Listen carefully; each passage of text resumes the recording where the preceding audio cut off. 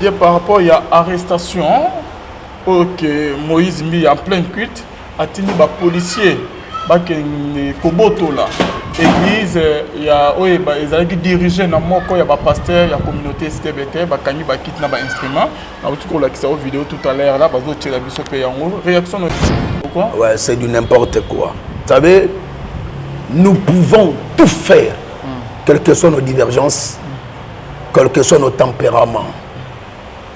Mais il faut respecter le sacré. Le sacré reste sacré. Papa Alvin, oui, il pouvait procéder à la justice ici, mais jamais en plein culte. Ça, c'est blague avec Dieu. Pendant le culte, non! Il pouvait aussi attendre que le culte s'il parce que là, on a 6 mois.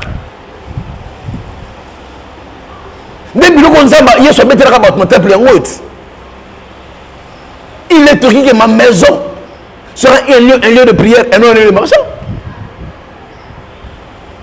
Comment aller marchander dans l'église de Dieu?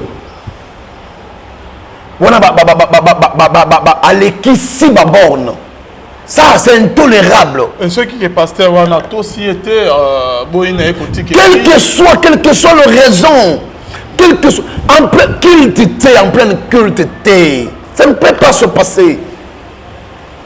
C'est quoi le culte? C'est le moment où Dieu est en honneur. Et Dieu est pendant l'honneur. Vous venez faire ça. Non. Tout ça la batouko, papa. Tout ça la batouko. C'est pas normal. Et il y a ma conséquence de face de Nassima. Ma conséquence, c'est ça. Que ses frères se répondent. Qui se répond? Moïse Mbi. Oui, il va se repentir. Et pourquoi peut-être à l'Union qui a ordre dans la communauté? Papa, ordre, oui, mais problème est tu peux avoir raison. Mais procédure aucun nango. Procédure aucun nango. Il fallait pas attirer les policiers. Encore aussi, il y a un culte. Maintenant, il y a des policiers qui ont été ça n'habitez. Comment vous pouvez vous permettre d'entrer dans le lieu saint? Pour un policier, ils sont maudits. Et celui qui est dans l'ordre est maudit. Je parle maintenant en qualité d'un père, d'un pasteur, d'un homme de Dieu. Ouais. Ils sont maudits. Je les maudis. Ça, c'est blague avec Dieu. On ne peut pas toucher à Dieu. Pourquoi ça, nous sommes embêtés? Mais tout ça, la moi, respectons. Si le président de la République est respecté, pourquoi pas Dieu? Papa Nabiso, Emmanuel Mbi Moula et Kota Zali, ceux qui pensent que Baoui Bamona Ramagamboy, Anne Sengote, Makambo fait le man dans la communauté Bethel, et ça m'a ramouté. Oui, ils ont craché sur la mémoire du défunt, l'apôtre Emmanuel Mbi. Shalom, shalom, bien-aimés dans les Seigneurs. Merci na bien tout besoin la nabiso. Merci na pasteur Fezami Sia. La bouche autorisée de l'Éternel depuis Zurich. Qui a fait le mot ya moté ma bivesse de depuis longtemps na maman Gisèle. Luke le moté ma papa Emmanuel et na Boston. Bonzambe Lola Ezofuta Simana to ya ko baki nzama boto kwaye. Wapi bien-aimés dans les Seigneurs. Bon mon vidéo bien-aimé. OK, pasteur Moïse Mbi Abotoli moko ya ba pasteur. Il y a église, il y a communauté STBT, église bien-aimée en plein culte, attendant qu'il y a policiers, qui sont l'église, qui ont un instrument bien-aimé, et le pasteur David, pour tout bien-aimé dans les Seigneurs, ancien église, il y a STBT, il y a des missions, il y a Moïse Mbi à la tête de la communauté cité Bethel bien-aimé. Qu'est-ce qui se passe au sein de l'église cité Bethel? On va découvrir en haut tout à l'heure là et l'on a pasteur David Mputu. Shalom l'homme de Dieu. Shalom papa le Dieu. Zamba Lola Asalabiso Bolam bisika tozali ngola nzambe bila bavi na biso ndenge na mesala koloba nzamba za mukolo. Merci beaucoup. OK. L'homme de Dieu par rapport à l'arrestation. OK, Moïse mis en plein culte. Atini ba policier ba Koboto là église il y a ils dirigé na moko ya ba pasteur ya communauté STBT ba kanyi ba kit na ba instrument na tout ko la kisa vidéo tout à l'heure là bazo tshela biso pe yango réaction no ekozande ça, c'est du n'importe quoi. Ok, pourquoi? Ouais, c'est du n'importe quoi. Vous savez, nous pouvons tout faire, quelles que soient nos divergences, quels que soient nos tempéraments. Mais il faut respecter le sacré. Le sacré reste sacré. Papa Alvin, oui, il pouvait procéder dans la justice ici, mais jamais en plein culte. Ça, c'est blague avec Dieu. Ça, c'est blague avec Dieu. Il pouvait tout faire, mais jamais en plein culte. Ça, c'est blague avec Dieu. Toi, finis ça comment ça? Mais attends là, où sommes-nous? Toi qui n'as pas. C'est quelque chose qui est écarté. Quel que soit, oui, le problème n'a pas, mais premièrement, Dieu, l'honneur de Dieu. L'honneur de Dieu, est-ce que c'était nécessaire ou important? Seulement avec de guerre pour les gens pendant le culte? Non! Il pouvait aussi attendre que le culte s'il parce que là on a six mois. Depuis le Gonzamba, il y a ce maître à mon temple en haut. Il est écrit que ma maison sera un lieu de prière et non un lieu de marchand. Comment aller marchander dans l'église de Dieu? Voilà, aller qu'ici, borne. Ça, c'est intolérable. Et ceux qui est pasteur, on a aussi été quelle que soit la raison, en plein culte, en pleine culte, ça ne peut pas se passer. C'est quoi le culte? C'est le moment où Dieu est en honneur. Et Dieu est pendant l'honneur. Vous venez faire ça. Non. Tous à la batouko, papa. Tous à la batouko. C'est pas normal. Et il y a ma conséquence de face de Nassima.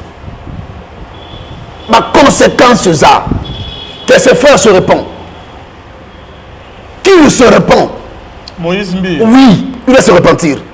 Et pourquoi peut-être à l'Union qui a ordre dans la communauté? Papa, ordre, oui, mais problème est tu peux avoir raison. Mais procédure aucun nango.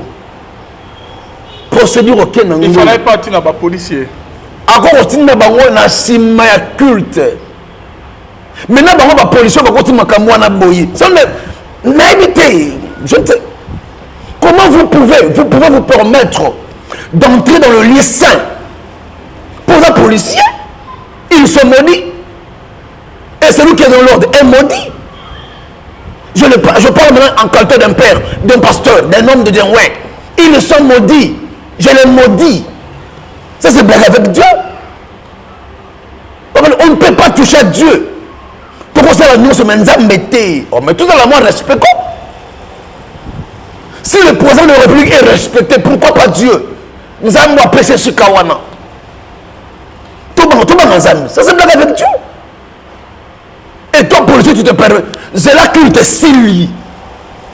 C'est la culte Sili. Et même les fidèles qui étaient là, il fallait pas mettre dans ma police. Mais je dis la vérité. Pour l'honneur de Dieu, je suis prêt à tout. Pour l'honneur de Dieu, je suis prêt à tout. Prêt à défendre l'honneur de Dieu. Ça passe pas. Comment les gens peuvent blaguer avec Dieu jusqu'à ce niveau? Non. Bagay funda ba Paul na acte. Souvent ça peut être nini. To mona ba tu bayana ba sala ba loba ba moyi. Le ba zapi.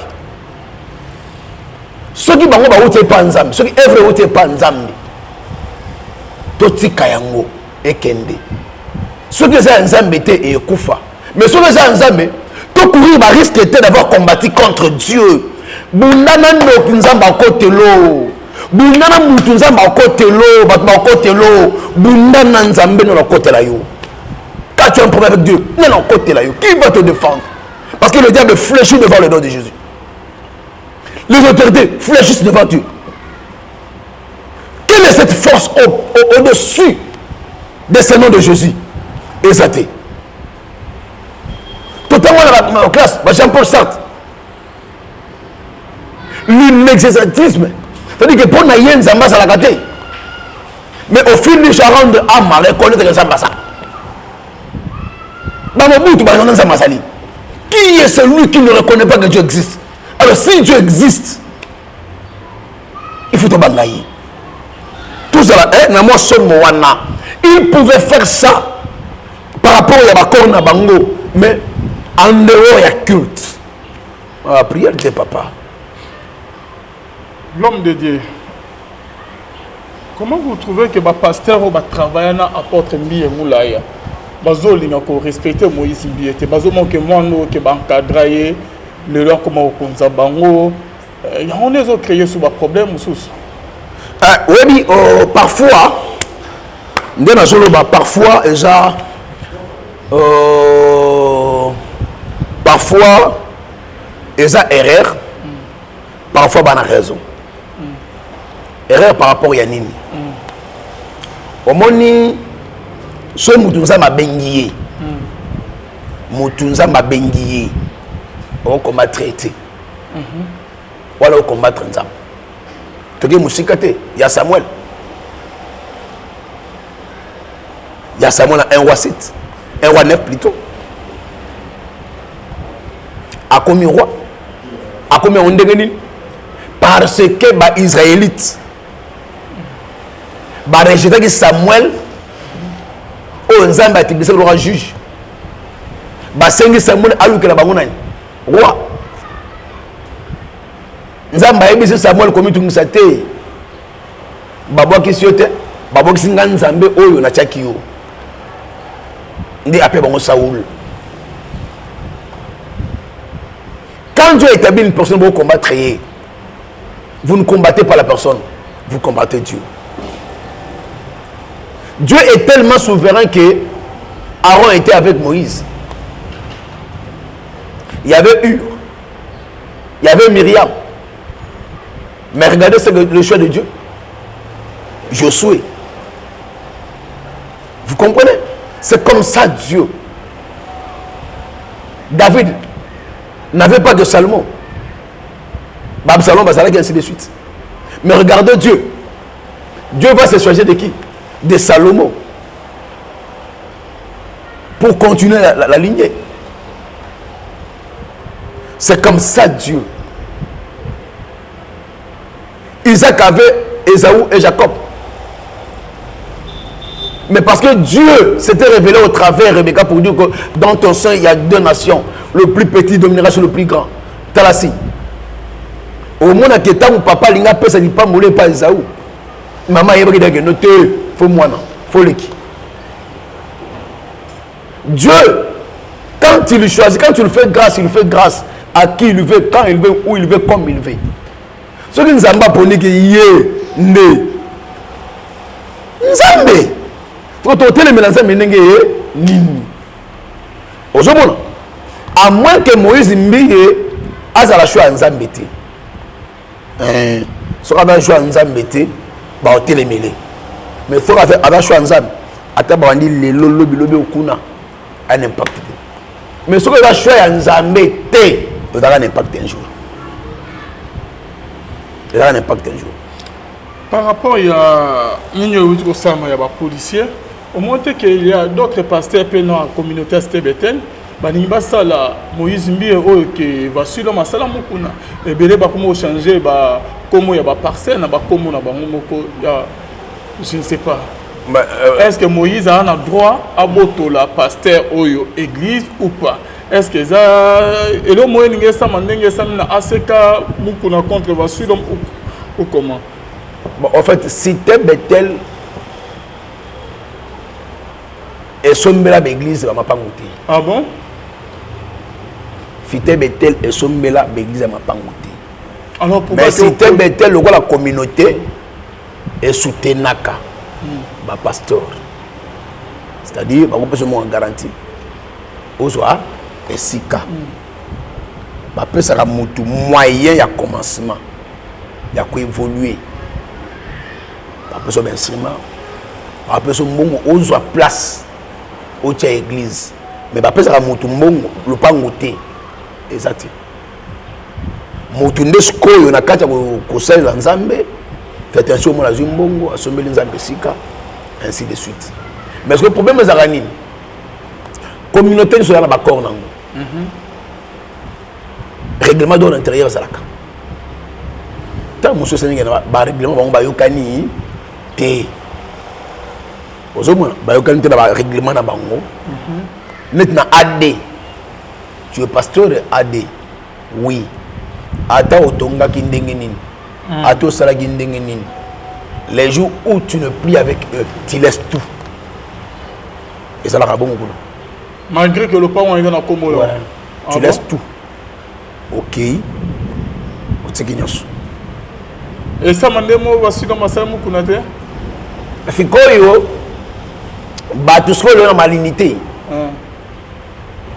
aya koti boyokaniti omoni nyoso parce que mutu afana le resene da bati po ngabe na mutu na wo commettre mbeba pe lobby donc ba sacrifice nyonso na sali ona moni o kana mambo pam te on est se préparer o la so balupangu na kombo ya communauté azomi lupangu na kombo ne moko OK ajo bozo bengale beaucoup lupangu ezala kande ayi OK ta musu ya mwana ta musu ya mwasi acha komba mwasi komba bana mwa boto la ye exact bon on a besoin de quitter bien mwana ben instrument ben lupangu tikali OK de batongwa sko bongo adi ola somba na komba communauté asombi na kombo na ye yango moni me voici le fondation voici l'homme o gade fondation ACK ayande mukunga a été incapable ya ko abotolo ndenge nini mais papa tango mutu déjà c'est une fondation na ye wen jeune mo songolo pakala fondation mo songolo pakala abimza personnalité juridique na komba ACK te na komba voici l'homme juridiquement parlant au fond de api olongende et pas preuve yango ya document noté yanga olongende gani biso ko to bula ke mutu na bomeli moto abomele moto te o tikana ona nyos voici l'homme a été sage intelligent ayebi makamne na communauté fait pas na kata yebi makamne na communauté o ba benga na ba botola yo ba botulo keno de briller Hassan ana mocha na ban il sait dire oui mais au moins David a na Goliath a tenu hein il y a les besoins c'est les passes tango Goliath a finga jab et c'est les passes mais mi bala tuni batu qu'est-ce que le roi a prévu pour celui qui allait qui le roi a dit que Aokabola boy a repensé ça y est moi si mon anaye est motivé donc mon Pierre peine à révélation de Jésus on a tout abandonné nous t'avons suivi tu as gagné nini Jésus répond à des volets il y a les bosso lobby beaucoup de l'écolo ont hérité mais na scène moi il y a pas moula yo et motivé ba motivé je gaspille de mon temps pour travailler avec toi. Et au finish, qu'est-ce que je gagne? C'est un film maintenant. À comment on s'en moute quand on combo naïe, le pan on a combo naïe, je vous botte là, vous botte là instrument là binou, là bas quitte, mais botte là le pan. Pour ça yanga. Chez la télévision on a combo là. Ah comment est-ce qu'on combo? On a montré que dans ce moment quand maison ça mon église corps de Christ. Oui, ils ont vraiment soni ma casse. Mais que faire? Bible, oui. Quand le fondement est renversé, le juste que fera-t-il? Mais tout le fondement est renversé. Si ce que est renversé, pour Botonga, jamais le fondement est renversé. Ça la ranime. Bako réparer peut fondementer. Ba bandela ka fondement sika. Bo bukinyon swana bo bandeli ya sika. C'est-à-dire to kuti yango. Pour makamwane sila. Il faut qu'on change ce que makamwana nyos. Mais banani ba ko changer. Batata autour de bakamba accord de Christ. L'église du Congo. batata wana o bango moko le couteau za la ebele bango moko kindumba bango moko lokoso mbongo bango moko lolendo nde ba o batika tika et comme il passe pasteur David bande obazo na biso concernant ce que démission ya Moïse Ndiye ba pasteur wana bazotene ba massa ya père na ye que pasteur ba télémélé que faut tika église cité Bethel. Comment vous trouvez ça? Balobi que bango nde ba banda communauté cité baza papa Mbia ba distrait. Comment ça? Baolo dandoto yalwa mutu eh atika na yo démissionner te Moïse ba atika oboto la église te omoni mpepakaina mpepakaina emona nakati tembere moni bino yangola nakati yangola eso balukati na biloko soko sele ro nyola ngomba olanda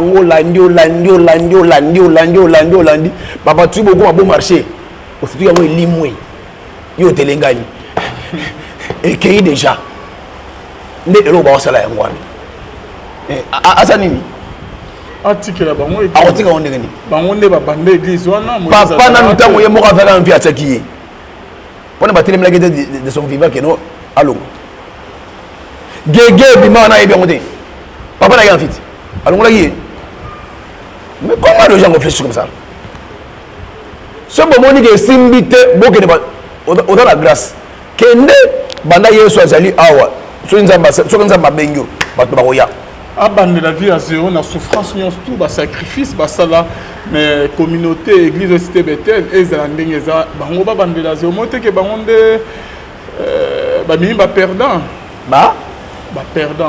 wapi parce que na ba sacrifice ba sali ke église lelo cité Bethel et comme na ici ke comme wana papa lui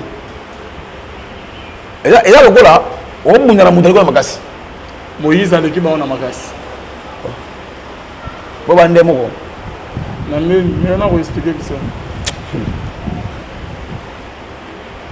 Elia na bimi balongola ye te bafandisa ye te babengana ye te gege babengana ye te balongola ye te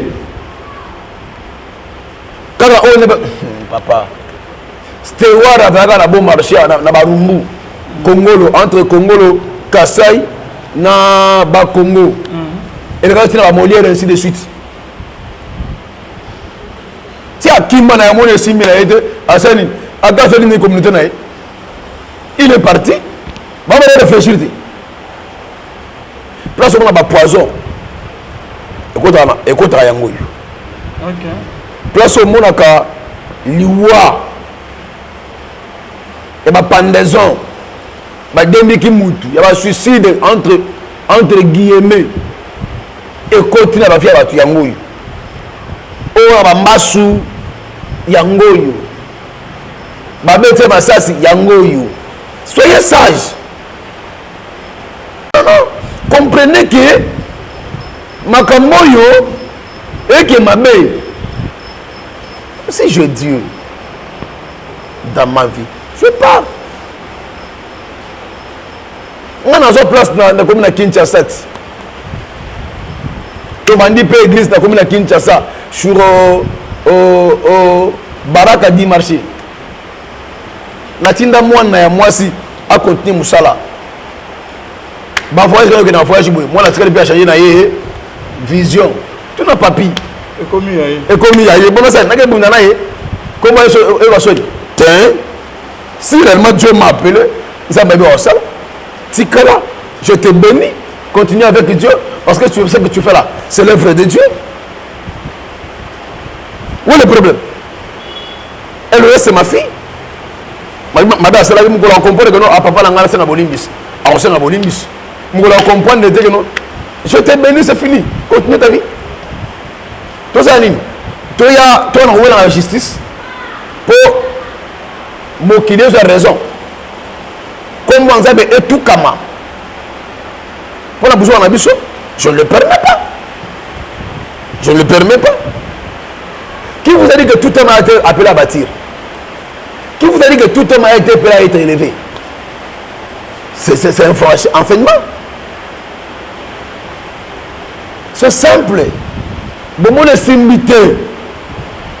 même Bible est clair le lobby hein bato mibale bakotambola longo moko nzela moko te soki bayokani te bokamona oh Abraham a joué bisalote clairement ko mokili ebi ke toka bandeko bamona biso to bunda et ça bien te soki na gauche ngaki na droite ok na droite ngaki na gauche. Papa, Dieu n'est pas le Dieu de la division, mais il accepte, il permet la séparation et il soutient la séparation. Se séparer de nous, ce n'est pas un péché. Et si je me retire, je fais ma vie, tu fais ta vie, nous restons frères. C'est ainsi que maintenant ma Sodome. Abraham a intercédé, nous avons épargné l'autre. Oh, non, tout le monde tout le monde dit bon ni malamu c'est pas tout le monde a biso comment te ça sonne tala la vidéo on moi sur finga oh Moïse li bumuso li ndenge nini ozala li bumuso li ndenge nini ça non pas Dieu ben jour nyo sol ben sil nyo sola et je c'est là pour ani parce que tu traites ma à la manière des hommes qui n'est pas important. Ça fait la honte. Même à ta papa Nabiso, Emmanuel Mbiemula et Kota Zali, ceux qui peuvent baoui bamona ramagamoi. Anne Sengote. Merci beaucoup, Pasteur David. Message non, il y a souvent concernant Bamaramoy Sam dans la communauté Cité Bethel. En fait, Makambo fait le dans la communauté Cité Bethel. Et ça m'a ramouté. Oui, ça pour cracher sur la mémoire du défunt. L'apôtre Emmanuel Mbié. Vous savez, des sons vivants, je ne sais pas ceux qui nous donnent témoigner sur ma vie. C'est un modèle. Tout le monde va ninga naïe, va Soni Kafuta, va Léopold Mutombo, va Kankenza. Bamukuna ba génération na bangwana to moni bango na ba buso bebele mais yé penza to mona buso bati malgré que c'est un homme mais buso comme tel pena ningité il fut un modèle un exemple alors bino botiré na sima to respecter to honorer mémoire. Il y a mouton qui a fait vision et aux ala malam et qu'aux ala malam parce que là c'est le condamné d'une autre manière pour dire que au théâtre na malamu té au théâtre fondation malamu té ça c'est faire la honte du nom. Il y a deux fins. C'est faire la honte. Il n'y a pas de mieux. Il y a mis balai. Frère, tu dois savoir que la communauté Cité Bethel est bandée par Nayoté. Il y a des papas que tu dois aussi donner du respect. Même ceux qui le loyo mutoza na tête de la communauté wana. Moi, je respect, il faut ça la rate. Moïse travaille avec Aaron. Moïse, le rôle à papa, on a pris bâton. Aaron, le rôle interprète Moselle à Moïse. Aaron était le vieux, le grand frère à Moïse. Vous pensez que Moïse a nos fingaï? Il était modèle, quel que soit, avec un là-bas. Comportement où tu as pu. Et où tu as pu. Les amis de ton père font te peur. Tes pères. C'est simplement. Si tu respectes ton père, respecte aussi tes papas. Qu'on respecte Moutou. Je ne sais pas, bon, l'éducation après ça, bichot. Et respecter Moutou, ça doit être automatique. Et bah papa peut bino. Avant moi on a bino. Bo bengi mo. Ah, ayo karaté. Moïse Mbi ayo kakate. N'engale papa tor. Ayo, ses frères ici ayo kakate. Conseil ayo kakate. Il est têtu. Oyo mwa banga mwana matete. Bongo mukimona matete ngonde na nini? Na musala nzaka. Ngabe na mwana barumbuti. Kulune bana na matete te. Kulune bana na matete te. Matete ba defa ba yiba na oyiba. Kulune bana ba biso. Ba baron bana barumbu. Ngabe na mwana barumbuti. Donc on a fighter. Mais malgré qui maître qui pompe dans la lobby. Quand tu penses à Dieu nous a brisé, nous sommes devenus ce que nous sommes. Bible le dit, celui qui est venu en Christ est devenu une nouvelle créature. Voici les choses qui sont passées et toutes sont devenues nouvelles. Tout comme pas Jésus, Dieu nous a transformés comme ce soit Yuma. Donc, tout le monde a dit, ah, Nazaraka. Donc, Europe n'a pas de donc, Europe n'a pas de gauche à Balou qui a accueilli. Sur la mode de similité, tes gourous, mais Yesu a bon, la tes gourous, mais comment il m'a bé. Comment il là bas tout. Faut n'a pas de tes gourous, ma pas bon la mutema. Tes gourous, c'est la parole de Dieu. C'est ça. Donc, le fait de devenir une nouvelle créature qui m'a été fait quoi ya. Au dernier moment, on est britannique, maman, papa. On est bloqué avec Dingwe. On a dit, on a dit, on a dit, on a dit, on va comprendre. Mais Bichotin, le mal c'est que notre fils a eu un été. Or, moi, il faut que je me tue les Karamutu. Comment dirais-je? Ma collègue a papa te, ma aîné na yo kuna te, yo katangayi, le papa na yo. Frère, l'humilité précède la gloire. L'orgueil précède la chute. C'est la vérité. C'est la vérité. Aux pasteurs, je te respecte en qualité de pasteur. Mais le coup la moine, oyo biso, te monogoya, nous te conseillons. Hein? Zavana mutema munene, mato ya koyoka, ekozala malam. Ekozala malam. Luka, parce que le lot est leader, aux autres ma communauté. Luka maintenant, au solo na la papa na yowana, botala ni ezo simbate, to bongisa wapi ainsi de suite. Pour mon tolongo, yo mo wabi mon tolongo la zate. Pour déjà kutu, sentinelle comme siloé. Donc comprenez, mon tolongo lo, la sentinelle comme siloé. Sentinelle et comme siloé. Donc allez-y comme dans l'ongolais, hasard, té. Comme dans l'ongolais, hasard, té, bien. Mais il y a que non, papa, on a un peu de travail dans papa. Parce que on est basé là, papa, on a un peu de poison, baluka liwa na ye. Bon, et vous allez péter monsieur Moutoumoko. Vous allez péter monsieur Moutoumoko. Moi, il y a mon fils avec Agnos. Vous avez votre libanda pour prélever ça. Parce que ceux qui prélèvent ça, Moïse Mbi a commis Moïse. On va faire ça la route. Mais il est éliminé là. Pas selon des bonnes. Wana ça mena la vérité. Est-ce que ça bango? Tu es à bango? Ok. Mais finalement avec bango tant Moïse Mbi a l'équipe, on va être mécontent. L'Éternel continue aussi longtemps que ma commune à Rome, tout chemin va emprunter. Les aïtus pour emprunter ma commune. Alors, ngai conseil na kopé ça y est. Et d'accord. Moni muto makasi. Muto mayeli. Atava makasi. Affronter la bitumbate. Te bona makasi fona bundanga na été. L'homme prudent voit le mal de l'homme prend foot. C'est pas important, Yambunda.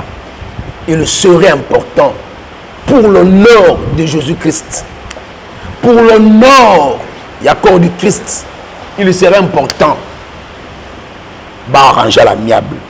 La Faïos nous dit, le linge sale se lave en famille. Tout ça, bah ouais, Christ. So, il y a un exemple de copier ma madame. Tout est à l'uni. Biso pera ba chrétien tout est papa nous nini pour biso moko babomani babukani biso moko totonga la biso na biso biso moko tokana kati oyo te ngana la oyo koto ngana tout ça pourquoi gagner suka nango to gagner nini est-ce que tango bapagano ba otala biso ba oseka fort et ba bato abongwana te bakosa biso balobaka bongo babongwana te bavantiye escroc babongwana te dozomona bango na babongwana te mais baloba pasteur babongwana te ya bapasteur baescroc miyibi babongwana te allez-y comprendre maintenant oh bible lobi baloba no likambo kuta nango te so bambe babongwana te oh bana ba preuve ko tuna babongwana te po anini abi pasteur wana mutu akanda numéro 00 pasteur wana yana basheri abikaka te neti pasteur moko la yoto kota mateta babiye mwasa pembe abikisaka te babiye soki amoni mwasa pembe somo yalekisaka te église kaka amoni kiyimbi neti ozokende batete pasteur aza boye asala succès oyo azalaka na baroger olympique banani babiye natani koma mutu te nabi petekeli yo papa abikisaka te me bato bandimine moko ya nde basoloba taka nakuta ya sele moko abi papanga mikolo foka batia choko otia choko mpona nini otendako bapembe mpona nini pase na biso afula tala te loyeka soki amwasa pembe kuna eleki bezo comprendre ba yina ke pasteur bango de yepi na bashere bina pembe ya bikisaka te bezo comprendre so mo paga no soko tangu amona ngo talaka ser mo ba ge prendre sigoyo pasteur amoni ka ser mo pembe bino so ke mwasi fiko pasteur awo ya ser na sala akona protocole na ye peno foza la protocole na ngai au sera batu na principe na ye d'après ye a servi ga nzambe na mbongo mais na côté de l'église te ko modérer ainsi de suite ozomona d'après elle c'est ça son appel pasteur ya il faut avoir protocole na ngai azaka protocole na privé et on peut se on a besoin solo ya ma pasteur lobiana ala protocole sikoyo sera kumba noko na ye yoka noko na bi abi et ça dit bien le roi Mikolo pe na besoin sala nzambe na nde na mo pagano boye ta musu ko sala nzambe e ko tindi kangai na bongola motema ozoka le frère est venu à l'église na souci à mon pasteur ba formé attend un protocole à mo ko sala la nzambe et ko permettre yé avec tout le temps l'église. Alors, le fait qu'on a tout le temps l'église et qu'on sungaye, on a fini à Kala, papa le vin. Les frères va comme une église, pas sous mon pasteur. Le pasteur répondait clairement qu'il était dans un protocole. Pendant qu'il y a un protocole, il y a un protocole de la seconde appel. Bon, ok. Il y a Galobi, tout le monde. Elle va solo papa. Ok, bon. On a relancé le programme de formation calamité. Bon, je te dirai. Le frère est rentré. Frère Wana, il fait une micro-là sur priorité. Pasteur a tiré le gaïté pour après. Mouteur, il y a pour assez l'ensemble. Rien. Mais il y a sur le serre Wana est priorité. Pasteur, on va la quitter. Elle va serre. Tu nous dis, oh, mais personne va s'aventurer. Ngai kudu mnagano senga yana sera tanzambe. Dungane kudu federa landela. Ngala ndara ngatika ayo. Nuko na ngapoza pembe. C'est pas ça la kolo mususu. Comment ngai na yana proposer na fa la protocole ya boyi. Akoza, mais yelo kanga mako yo la protocole, ça protocole particulier. Particulier ndenge nini. Vous comprenez? Parce que azonga na milangwa. Azongane na milangwa. Pourquoi? Parce que le pasteur n'a pas voulu qu'il serve Dieu. Le pasteur a un autre souci, un autre objectif sur la serre. Il n'a pas un souci de la servir parce qu'elle doit servir Dieu. Pour agir le rôle là, deuxième bureau, troisième bureau, quatrième bureau, cinquième bureau. Vous comprenez? C'est ça ce qui se passe. Et bah, nous avons maintenant un problème. Problème tout le monde. Il faut que le monde paye nan équivoque quoi na. Comme on a mis sur pagan. Bah on a mis sur pagan. Bah escroc.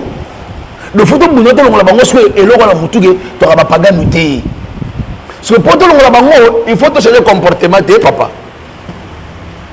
Les pasteurs n'a pas confronté mis sur pasteur. N'a bien mis sur pasteur. Toi plus que papa. OK. Oui, papa Alvin. To bomba la bilongité, je sais de quoi je dis. Nous sommes pasteur, toi tu es païen. Mambo na lobi na ibi ba passer ebele ba finganga. Mais c'est la vérité. To bon monako. Cherchons Dieu. Servons Dieu avec sincérité. C'est qui est important, papa. Merci papa David. Merci beaucoup de nous avoir reçus. C'est la fin de notre émission.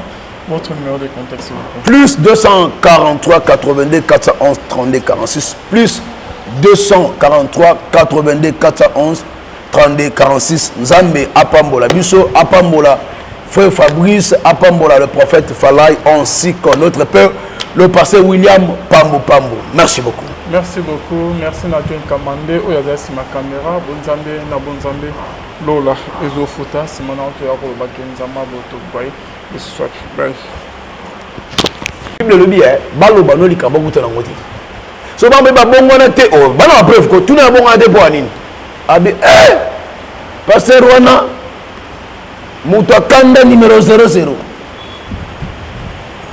pasteur wana yana ba chéri abi ka tête net pasteur mo la yoto kota mateta babi mo sa pemba big sa te babi so gamoni mo sa pembe somo ya l'église raté église aka avole kiimbi ne tuzo gene batete pasteur azamu ça succès wa talaka na ba jeux olympique banani babi ye natan koma mututi na bi pete ke dio papa abi ki sakate mais bato bandi mine mako ya ne ba solo ba daga uta sele mo abi papa ngami kolo fo ka la chako chako poni o tena ko ba pembe pona nini parce na biso afula tala te do yega so ka mo sa pembe kuneleki besoin comprendre ba yina des pasteurs bango de yepi na ba chéri na pembe ya big sakati besoin comprendre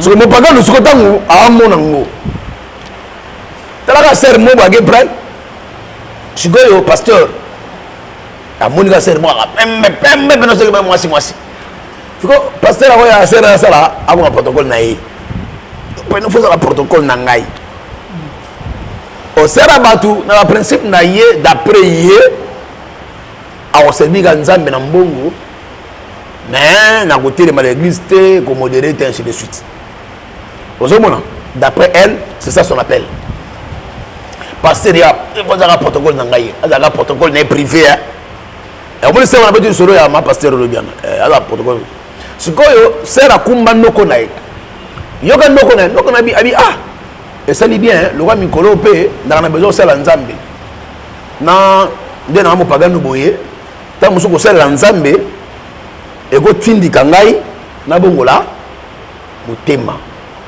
ozoka le frère est venu à l'église na souci à mon pasteur ba formé attend na protocole a mo sala la nzambe et ko permettre yé avec tout le temps l'église. Alors, le fait qu'on a tout le temps l'église et qu'on sungaye à ce qu'on a fini à Kala T. Papa Alvin. Les frères va comme une église pas sous mon pasteur. Pasteur répondait clairement qu'il était dans un protocole. Pendant qu'il y a un protocole, il y a un protocole de la seconde appel. Bon, ok. Il y a Galobi, tout le monde. Elle va solo papa. Ok, bon. On a relancé le programme de formation calamité. Bon, je te dirai. Le frère est rentré. Frère Wana, il fait une micro à la prière. pasteur a tiré le gaïté pour après. Mouteur a eu tout le yo pour assez l'ensemble. Rien. Mais il y a sur le serre on a une priorité. Pasteur on a eu la kitty. Ayo la serre. Tu nous côté la bio. Mais personne va s'aventurer. Ngai kudu mnagalo senga yana sera tanzambe. Donc ngane kudu federa landela. Ngala ndara ndika ayo. Nuko na ngapoza pembe. C'est pas ça la kolo mususu. Comment ngai na proposer na faire la protocole ya boyi. Akoza, mais il y a quand même yo faire la protocole particulier. Particulier ndenge nini. Vous comprenez? Parce que azonga na milangwa. Azonga na milangwa, pourquoi? Parce que le pasteur n'a pas voulu que le serre de Dieu. Le pasteur a un autre souci, un autre objectif sur la serre. Il n'a pas un souci de la serre parce qu'il doit servir Dieu. Pour ajoyer le rôle là, deuxième bureau, troisième bureau, quatrième bureau, cinquième bureau. Vous comprenez? C'est ça ce qui se passe. Et ma païen va mon amakamboui. Nous avons maintenant un problème. Problème tout le monde nini. Il faut que le monde païen n'a qu'il faut qu'on a. Comme on a mis sur ma pagan. On a mis sur ma pagan. Ben escroc. Le photo de notre on a bango et l'on a moutué, tu auras pas gagné. Ce photo on a bango, il faut te changer le comportement de papa. Les pasteurs, n'a pas confronté, bis sur ma pasteur, n'a bien bis sur ma pasteur. Toi plus que papa. Ok. Oui, papa Alvin, to bomba la bilongité, je sais de quoi je dis. Bis sur ma pasteur, toi plus sur ma païen. Mambo na lobi, na ibi ba passer belé ba finganga. Mais c'est la vérité. To bon monako, cherchons Dieu. Servons Dieu avec sincérité. C'est qui est important, papa. Merci, papa David. Merci beaucoup de nous avoir reçus. C'est la fin de notre émission. Votre numéro de contact, s'il vous plaît. Plus 243 82 411 32 46. Plus 243 82 411 32 46. Nzambe Apambola. Biso Apambola. Frère Fabrice Apambola, le prophète Falai, ainsi que notre père, le pasteur William Pambo Pambo. Merci beaucoup. Merci beaucoup. Merci Nathan Kamande. Oyaza si ma caméra. Bonzambe na bonzambe. Lola ezofuta. Simona oto ya ko bakenzama boto boy. Bye.